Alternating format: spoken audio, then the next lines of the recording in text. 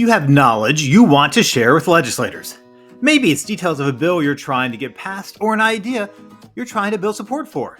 Maybe it's information about your group, who you are, and what you advocate for. It can be tempting to include every detail, every fact, every quote, and every reference.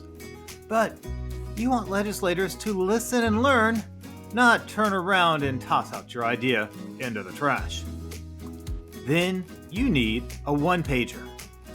What's a one-pager, you ask? Stick around to find out.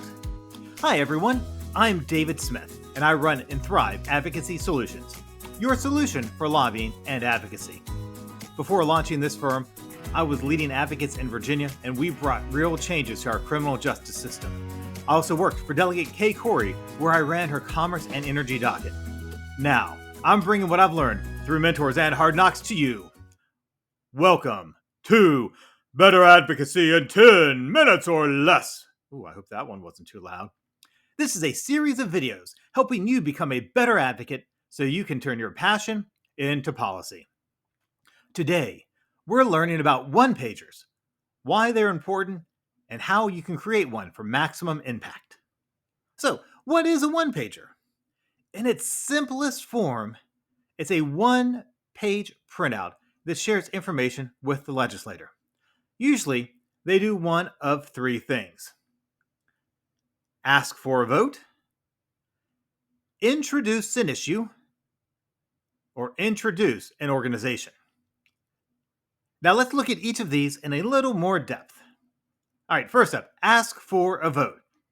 With this type, you are, wait for it, asking a legislator to vote a certain way on a bill. You're probably targeting members of the subcommittee, though maybe not as old as these folks are here, or committee where your bill will be heard. Your content is going to be that tried and true two-step method of problem solution. Yes, we keep going back to that, don't we? All right, so here are the options. Remember, here's the problem, and the bill is the solution. Vote yes. Or, yes, there's a problem, but the bill isn't the solution, so vote no. And finally, you know what? This isn't a problem. We don't need a solution, so vote no. Now, if you need a refresher on the two-step method, be sure to check out my video on this. There'll be a link to it in the video. All right, next, the next type of one-pager introduces an issue. You'll use this when you're looking to raise awareness about a problem, but you don't have a bill yet. Now, you might ask, why would you spend time talking to a politician if you don't have a bill? If you're not asking them to support something? Well, you know what? I am glad you asked. First, you want an opportunity to build relationships with legislators. Nope, not like that, not like out there in the field, but you want to get to know them in a friendly setting, not just when you're asking something of them. And this whole ice cream parlor thing, you know what? This is legit.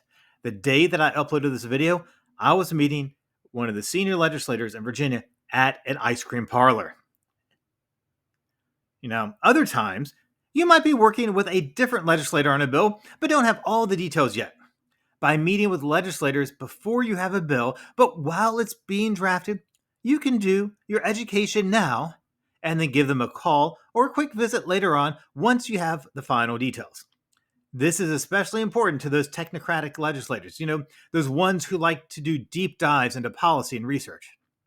This way, they can be doing their background reading while you hammer out the details with your patron through the drafting process. And finally, some issues will take a while to build momentum. So even if you don't have a sponsor, you can be meeting with legislators to get their feedback on your policy ideas and possibly even find a sponsor. All right, now the final type of one-pager is one that introduces an organization. So even if your organization is well known and has been around for years, there's so much turnover in the legislative staff that you'll want to make sure they know who you are. So for this last type of one-pager, you'll introduce your mission, you'll discuss what your legislative goals are, and some wins you've had in the past, if you've had any. Now, often it's a good idea to have one for Republicans and one for Democrats so you can tailor your messaging for that party's political leanings.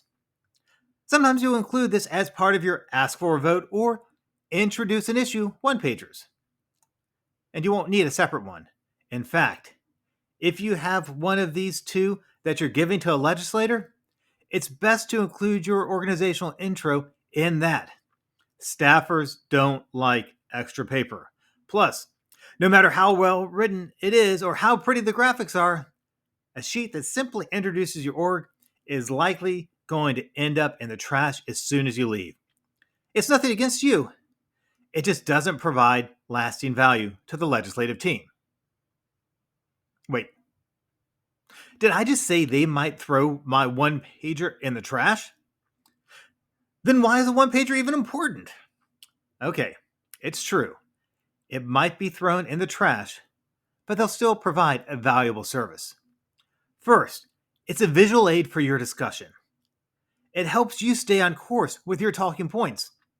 It also gives them a chance to look at numbers, quotes, research, and make their margin notes while you're talking.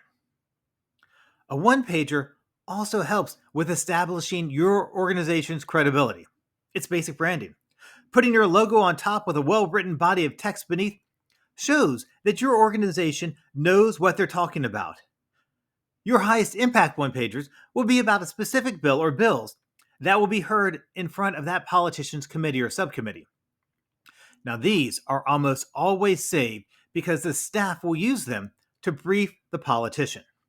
Yes, your org, no matter how small, could be in the room with the legislator through your one-pager.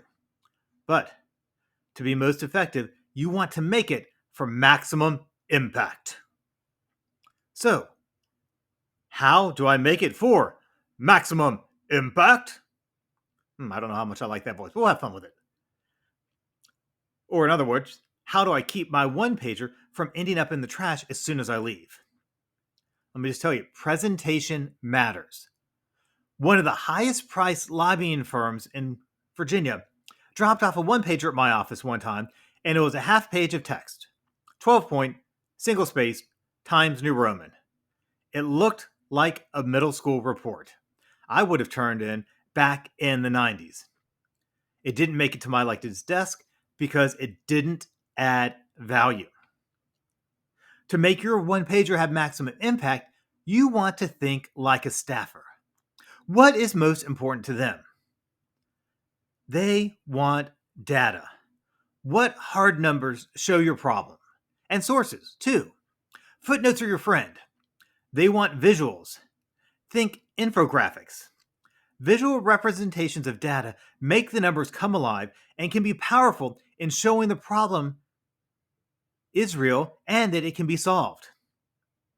And finally, press is important.